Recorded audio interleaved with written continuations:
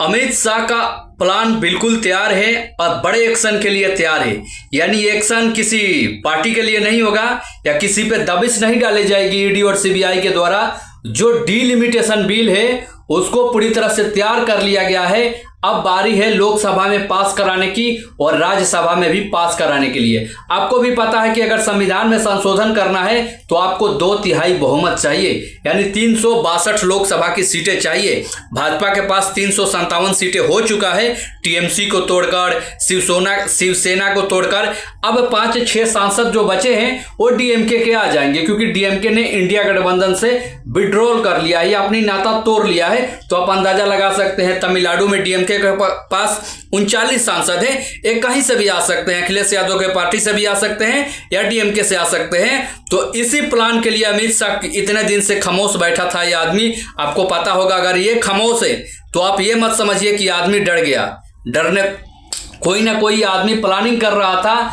अगर एक बार डीलिमिटेशन हो गया तो शायद विपक्ष को यह बहुत भारी पड़ेगा और पूरे हिंदुस्तान को भारी पड़ेगा। फिर इस सरकार को हटाना मुश्किल हो जाएगा, क्योंकि डीलिमिटेशन होगा तो जितने भी बड़े बड़े राज्य हैं, खासतौर पे हिंदी भाषी राज्य हैं, उनके लोकसभा सीटों की संख्या बढ़ जाएगी। और आपको भी पता है कि जहां जहां हिंदी बोला जाता है वहां भाजपा बहुत ही मजबूत है। चाहे बिहार की बात हो, चाहे यूपी की बात हो, मध्य प्रदेश की बात हो, राजस्थान की बात हो, दिल्ली की बात हो, मतलब हिंदी भाषी राज्यों में इनका बहुत ही तगड़ा कनेक्शन है। चाहे गुजरात की बात हो, तो इसलिए डीलिमिटेशन करना चाहते हैं, यानी संविधान में संशोधन करना चाहते हैं। और इसीलिए जंतर मंतर पे जो भी आंदोलन हो रहा था छात्रों के द्वारा, अमित शाह खामोश बैठा हुआ था, क्योंकि ये अपना मिशन में लगा था।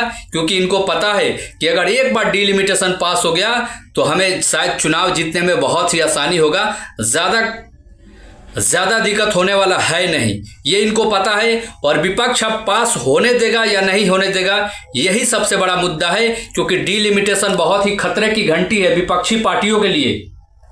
क्योंकि मान लीजिए अगर यूपी में 80 सीटें हैं तो बढ़कर 120 से 130 हो जाएगी, बिहार में 40 है तो 70 हो जाएगी, यानी जहां पे ज्यादा संख्या है सीटों की वहां पे बढ़ जाएगी। बंगाल में भी सीटें बढ़ेगी, हर जगह बढ़ेगा। और वहीं पे साउथ की राज्यों में छोटा छोटा राज्य है, छोटे कम सीटें हैं, वहां पे भी सीटें बढ़ेगी लेकिन कम बढ़ेगी।